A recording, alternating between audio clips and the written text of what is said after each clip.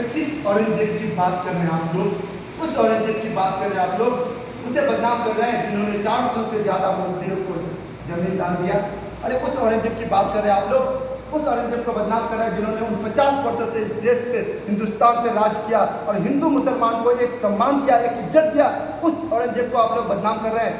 अरे आप औरंगजेब को आप लोग बदनाम नहीं कर रहे हैं, मुसलमानों से नफरत कर रहे हैं। अरे मुसलमानों से नफरत करना छोड़ दो, क्योंकि मुसलमान इस देश की तरक्की चाहता है, इस देश की तरक्की चाहता है। लेकिन आप लोग औरंगजेब और मुगलों के नाम पे मुसलमानों को बदनाम कर रहे हैं, सिर्फ इस देश की हुकूमत को सपोर्ट करने के लिए।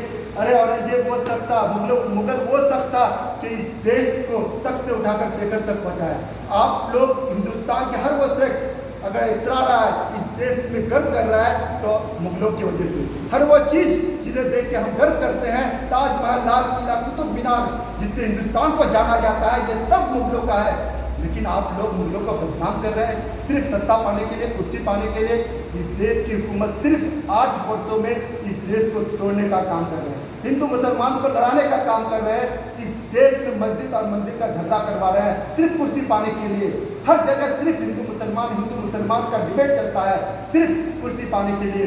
लेकिन औरंगजेब हो सकता उन 50 वर्षों से इस देश पर राज किया, लेकिन इस देश में हिंदू मुसलमान को एक सम्मान दिया, इस देश की तरक्की का।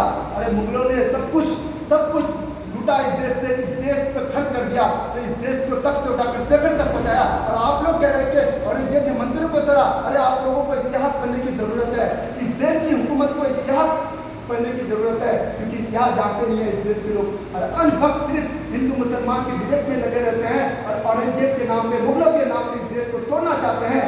अरे ऐसा नहीं होगा, ऐसा हरगिज़ नहीं होगा, क्योंकि मुगल इस देश की तरक्की करके गया है।